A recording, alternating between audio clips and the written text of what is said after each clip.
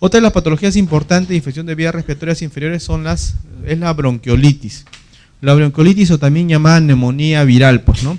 Es una enfermedad infecciosa aguda que provoca una obstrucción característica inflamatoria de las vías respiratorias inferiores, cuya signología clínica conforma parte de un síndrome que es el SOBA, síndrome obstructivo bronquial aguda. Generalmente abarca vías aéreas pequeñas, por eso se llama bronquiolitis, ¿no? Porque abarca fundamentalmente los bronquiolos. Es una entidad propia del lactante, característicamente los primeros 6 meses de vida, ¿ya? Pero puede ser antes de los 2 años. Existe los criterios, ¿no? El criterio clínico para tratar de englobar a estos pacientes son los criterios de Maconochi, ¿no? Es que este criterio de Maconochi, ¿ya? La base es que tiene que tener el paciente menor de 2 años, primer episodio de sibilantes, ya precedido de un cuadro respiratorio o un cuadro inespecífico viral. Entonces, si el paciente tiene 7 meses, ¿no? Viene porque 3 días antes tenía rinorrea, coriza, conjuntivitis, fiebre, malestar, lo examinan ustedes, ya hay sibilantes, es su primer episodio, no hay antecedentes familiares de asma, nada de eso, y llega la consulta, ¿no? La primera posibilidad diagnóstica definitivamente es una bronquiolitis, ¿no? Es lo primero, ¿ya? Existe otro criterio que es el criterio de consenso francés, generalmente también tiene como base la edad, ¿no? Menor de 2 años. Menor de 2 años, ya que tiene 2 o 3 días previos con síntomas respiratorios inespecíficos, o sea, de cualquier rinofaringitis con o sin fiebre, o asociación con uno de los siguientes, que esté polinéico, que tenga tirajes, distensión torácica, dificultad para respirar, y que sea primer episodio coincidiendo con el periodo epidémico. O sea, prácticamente es un Maconochi más ordenado nada más, y es lo mismo, ¿no? Ya la etiología, lejos, ya 50, 80% hay series que incluso reportan 95%, que es secundario al virus sincicial respiratorio. Existen un montón de serotipos de virus sincicial respiratorio, por eso que un niño puede tener, ese es el demol de todos los criterios, ¿no? Todos dicen primer episodio, pero un niño puede tener 2 o 3 episodios de bronquiolitis por el mismo virus, porque normalmente no hay reactividad cruzada entre los mismos serotipos, entre diferentes serotipos de un mismo virus, ¿no? O sea, un niño puede tener 3 episodios de bronquiolitis por virus sincicial respiratorio, sí puede tenerlo, con la diferencia que el segundo y tercer episodio probablemente va a ser menos severo o menos intenso clínicamente, ¿no?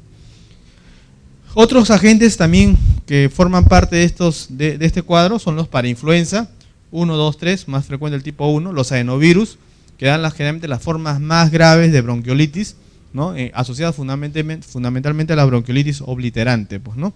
El influenza, ¿ya? El influenza B, también la influenza, la H1N1 también puede producir bronquiolitis, los metaneumovirus humanos, que casi no se ven en nuestro medio, generalmente son poblaciones occidentales, ¿ya? El impacto de esta enfermedad es bastante alta, ¿no? La presencia de bronquiolitis en nuestro medio ha originado un programa, que es el programa IRA, ¿no? Y dentro de su capítulo está el síndrome obstructivo bronquial agudo, que es una estrategia para englobar todos los cuadros de infección respiratoria baja, ¿ya? Y según eso tiene manejo, ¿ya? Se dice que cada año 10% de los lactantes tienen bronquiolitis, o sea, 1 de cada 10 que nace tiene bronquiolitis. El pico de presentación se da entre los 2 meses y los 6 meses. 2 a 5% menores de 12 meses lamentablemente requieren hospitalización. Se dice que también todo niño menor de 3 meses que curse con una bronquiolitis, independientemente del score, se tiene que hospitalizar, porque aproximadamente 7% de ellos hacen parada cardiorrespiratoria. Así el paciente con un score de -1, pues tiene bronquiolitis, se tiene que hospitalizar. 50-70% de los niños con bronquiolitis tendrán episodios recurrentes. De ahí viene la teoría que algunos dicen que la bronquiolitis predispone al asma, ¿no? No hay mucho consenso al respecto, pero probablemente sí existe alguna asociación. La epidemiología del virus sincicial respiratorio, el reservorio siempre es el humano, el periodo de incubación es 2 a 8 días, la transmisión de secreciones respiratorias o fomites, o sea, toallas, pañuelos, etcétera. Ya, ingreso por vía nasal o conjuntival, el periodo de contagio son de 3 a 6 días post contacto durante 6 a 10 días, ¿no? La patogenia, como casi todas las enfermedades respiratorias, tiene una puerta de entrada viral, un huésped susceptible, ¿ya? Va a haber ¿qué cosa? Una disrupción ciliar, infiltración linfática, o sea, respuesta inflamatoria en toda la zona, el germen va migrando y va hacia las partes más periféricas, o sea, hacia las zonas bronquiolares. Y ahí es donde va a ocurrir la sintomatología clínica, pues, ¿no? Acá tenemos un gráfico, ¿no? Donde tenemos el epitelio del virus infectado. Va a haber una gran cantidad de respuesta inflamatoria, ¿no? Esta respuesta inflamatoria va a generar una mayor secreción, ¿no? Una mayor fuga de plasma, o sea, más cantidad de agua, reclutamiento de células inflamatorias, disrupción de las células inflamatorias, y va a haber una hiperrespuesta de las células inflamatorias, por eso que se van a contraer, pues, ¿no? Y un complejo neuronal activado. Todo esto va a ocasionar la sintomatología clínica característica de la bronquiolitis, que son los sibilantes y la dificultad respiratoria debido a la obstrucción del pasaje de aire, pues, ¿no?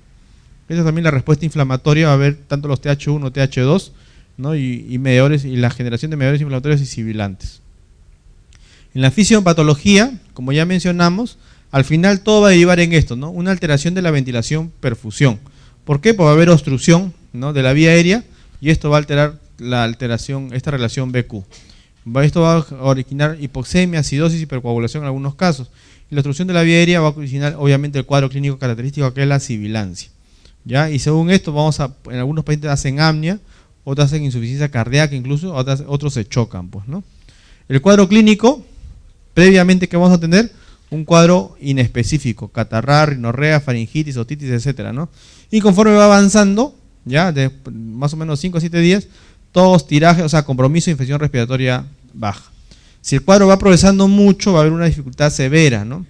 Ya que se ve generalmente a la semana o segunda semana de enfermedad. En el examen físico, característicamente la presencia de taquinia y signo de dificultad respiratoria, o sea, tiraje, ¿no? Aleteo nasal, tiraje supraclavicular, intercostal, etcétera, o sea, las clásicas retracciones. Va a haber en la radiografía de tórax vamos a encontrar una hiperinsuflación pulmonar, y clínicamente vamos a encontrar que el paciente tiene su tórax más ensanchado, ¿no? O sea, el paciente está más cuadrado, ¿no? Está más pechón, ¿no? Eso es lo que vemos muchas veces en el niño, ¿no? Un tórax abombado, ¿no? Va a haber una discreta cianosis, ¿ya? El paciente está con una cianosis peribucal, ¿ya? En la auscultación, pues, la verdad podemos encontrar cualquier cosa, expiración prolongada, sibilantes, crepitantes, etcétera, pues, ¿no? El diagnóstico, mencionamos los criterios. Primer episodio, aunque un niño puede tener 2 o 3 episodios de bronquiolitis que tenga menor de 12 meses, algunos dicen menor de 2 años, con síntomas de infección respiratoria previa, ¿no? O sea, criterio de Maconochie o criterio francés, cualquiera de los dos, ¿no? La radiografía de tórax, ya va a haber zona de hiperinsuflación, en algunos casos atelectasias laminares. El signo patognomónico clásico característico de la bronquiolitis es la atelectasia laminar, ¿no? Es lo que describen los autores. Nunca he visto una, pero es lo que se describe, ¿no? Las atelectasias laminares en las bronquiolitis. ¿Ya? Y se debe pedir cuando existe duda diagnóstica, cuando el paciente tiene alguna enfermedad cardiovascular previa, en inmunodeprimidos, o el paciente progresivamente va empeorando, ¿no? La valoración de la gravedad, ¿ya? Uno de ellos en prematuros. ¿Un prematuro puede tener bronquiolitis? Sí. En ellos es más severo, tal es así que en ellos se usa la ribavirina, ¿no? O la comorbilidad, o sea, paciente con fibrosis quística, inmunodeficiencia, cardiópata, etcétera, ¿no? La edad, menor de 3 meses, se tiene que hospitalizar. O que tenga compromiso el estado general o una hipoxia importante, ¿no?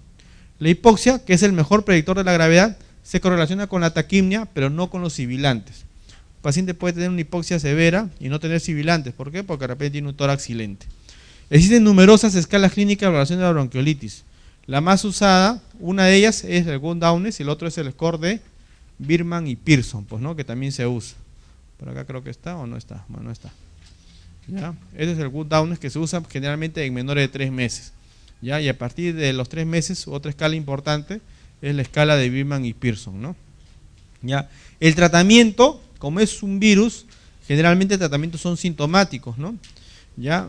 Los únicos 2 tratamientos que han demostrado beneficio es la oxigenoterapia y la hidratación. El resto es controversial, ¿no? Hidroterapia, o sea, hidratación y la oxigenoterapia ayuda a mejorar el cuadro clínico del paciente. La fisioterapia respiratoria no se debe usar, está contraindicado, ¿no? Eso de la palmoterapia que se usa en muchos hospitales no se debe hacer, ¿no? A veces la enfermera lo nebuliza, el médico manda a nebulizar al paciente, ¿no? Mientras está esperando los 20 minutos para la siguiente nebulización, ¿no? La enfermera le está palmoteando, sin que nadie le diga, ¿no? Eso ya es una costumbre en muchos hospitales, pero eso está prohibido. Lo único que ha demostrado es producir más hipoxemia, ¿ya? El paciente está irritable, está fastidiado y encima le metes golpe, va a estar más fastidiado, más irritable, por eso que no se debe hacer la palmoterapia, pues, ¿no? Y una información adecuada a los padres, ¿por qué? ¿Ya? Porque la evolución de la enfermedad es un poco incierta y hay que hablarle siempre los signos de alarma. A pesar que el paciente puede mejorar inicialmente, de repente al día siguiente el paciente puede estar peor. en ese caso tiene que regresar a la emergencia, ¿no? Evitar el humo de tabaco porque generalmente la vía respiratoria va a estar más sensible, va a estar más hiperreactivo y probablemente el paciente curse con una mayor obstrucción, ¿no? Los fármacos, ya, los beta, el uso de nebulización con beta 2 no ha demostrado un beneficio adicional, ¿no? A pesar que todas las guías, ¿no? O mejor dicho, todo lo que ustedes leen o han leído sobre bronquiolitis y beta 2, todos dicen que no se debe usar, no se debe usar, no se debe usar, ¿no? Desde el punto de vista teórico, para examen no se debe usar. Desde el punto de vista práctico, el que habla ha tenido la suerte de estar en 3 continentes y en los 3 sitios ya se usan bronquiolitis, ¿no? A pesar que en sus protocolos está no usarlo. Y todos lo usan, ¿no? ¿No? ¿Pero por qué? Porque dicen de manera empírica, ¿no? Que más o menos un 20-25% con bronquiolitis, ya algunos pacientes responden a los beta 2. ¿Qué paciente responde? ¿Qué paciente no responde? La única manera de saberlo es nebulizarlo, pues, ¿no? No existe otra forma. Pero igual en sus protocolos está no usar beta 2, pero siempre lo usan, pues, ¿no? Hasta los mismos autores que ustedes van a leer cuando sean pediatras que dicen que no, uno si tiene la suerte de conocerlo, cuando lo hacen en la práctica personal, siempre lo usa, ¿ya? Y siempre descargan, tiene efectos secundarios, más taquicardia, no disminuye la hospitalización, más trabajo para el personal, ¿no? Por nada, pero al final se usa. La adrenalina, ¿no? Que también es controversial, ya hace unos años salía que el tratamiento de primera línea era la adrenalina racémica, ¿no? Porque tenía mejor efecto, producía mayor broncodilatación, etc. Después se comprobó que la racémica era igual a la adrenalina común, por eso se indicaba. Pero después se comprobó que no disminuía la tasa de hospitalización, no mejoraba la oxigenación, no mejoraba la clínica del paciente, ¿no? Y sus efectos secundarios eran muy similares a los beta 2. Por eso que recomendaron no usarlo, salvo que el paciente sea hospitalizado, pues, ¿no? Ya, en aquellos pacientes, pero generalmente de manera rutinaria no se debe usar. Los corticoides son poco eficaces en el tratamiento. Lo único que ha demostrado los corticoides es disminuir el tiempo de estancia hospitalaria. Ya, nada más. O sea, si el paciente va a estar hospitalizado 5 días, de repente si le damos corticoides va a estar hospitalizado 4 días, ¿no? En nuestro medio a veces uno parece que, bueno, 5 o 4 días no hay diferencia, pero en otros sitios sí, porque todo evalúan a través de costos, ¿no? Es más barato 4 ampollas de dexametasona a un día hospitalario, ¿no? En nuestro medio generalmente no hacemos eso. Pero igualito, ¿no? Todo el mundo lo usa. A pesar que dice que no se debe usar, solamente en aquellos que están de repente intubados o que tienen formas severas, etcétera, ¿no? Pero todo el mundo lo usa. Los corticoides inhalados, la budesonida y la fluticasona, perdón, ya también actualmente es una terapia controversial, ¿no? No se indica de manera rutinaria. La fluticasona tiene menos episodios nocturnos de tos, pero es aún conflictivo recomendar el uso de los corticoides inhalados. Lo que se está usando actualmente, después de episodios de bronquiolitis recurrente, o sea, que el paciente haga obstrucciones recurrentes, obstrucciones bronquiales recurrentes, es el uso de corticoides inhalados, porque algunos dicen que esto puede ser el disparador desencadenante para que el paciente en el futuro haga cuadros de asma, pues, ¿no? Pero todavía es controversial. El oxígeno, al igual que la hidratación, sí ha demostrado beneficio en bronquiolitis, ¿no?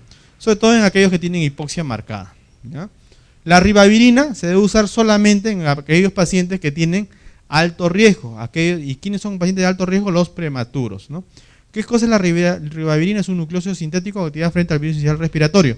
No se usa en lactantes, no se usa en uno de bronquiolitis de 2 años, 1 año, no.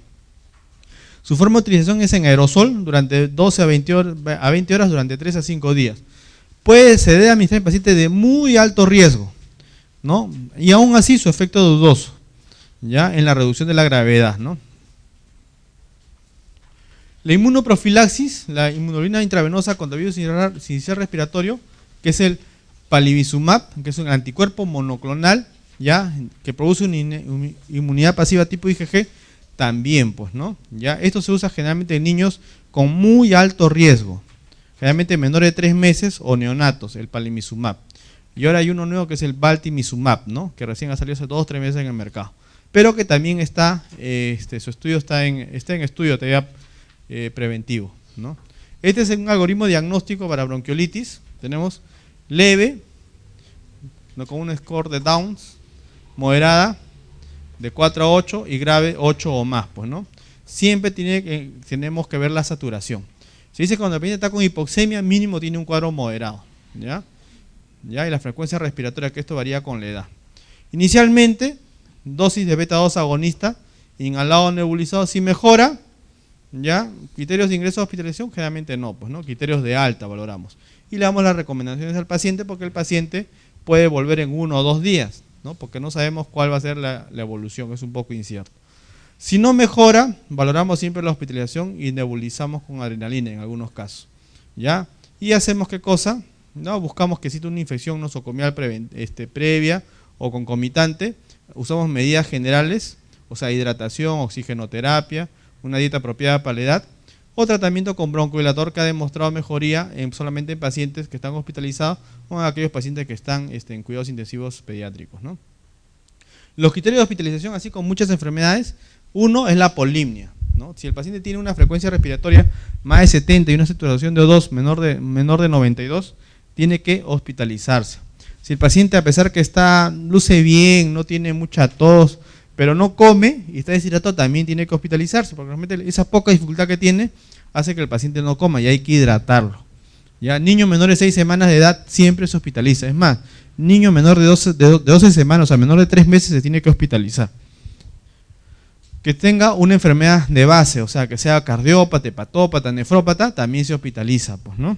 Sobre todo tiene hipertensión pulmonar. La resolución característica de este cuadro es más o menos en los primeros 7 a 10 días. ¿Ya? Cuando este cuadro dura más de 7 a 10 días, uno debe pensar en las complicaciones. La complicación más frecuente siempre es la sobreinfección bacteriana. A uno dicen 1 a 2% de los casos y otros dicen hasta 40%. Por eso cuando uno habla de neumonía, ¿ya? Un tipo de neumonía es la neumonía mixta, ¿no? O sea, cuadro que empezó como un cuadro viral y que en la evolución hizo una sobreinfección bacteriana. Y eso ocurre entre el 12 y 40% de los pacientes. La mortalidad es menos del 1%, ¿ya? Y característicamente muchos de estos pacientes tienen sibilancias recurrentes. Y de ahí su asociación probable con asma. Pero aún así no ha sido totalmente demostrado. El tratamiento en domicilio, siempre esto es importantísimo, ¿no? Porque a veces uno lo manda a la casa, ¿ya? Y el paciente regresa al día siguiente peor y reclamando, pues, ¿no? O sea, no es posible a veces saber cuál es la evolución de la enfermedad, ¿no? Siempre alimentación fraccionada, porque a veces de pronto el paciente inhala algo, ocurre un poquito de hiperreactividad y comienza a respirar rápido y justo está lactando y se aspira, ¿no? O sea, hay que tener mucho cuidado con esto. Signos de alarma, ¿ya? Evitar el humo de tabaco y control, ¿no? Acá pongo punto suspensivo en horas porque puede ser en 24, 48, 72 horas, dependiendo la gravedad del cuadro, pues, ¿no?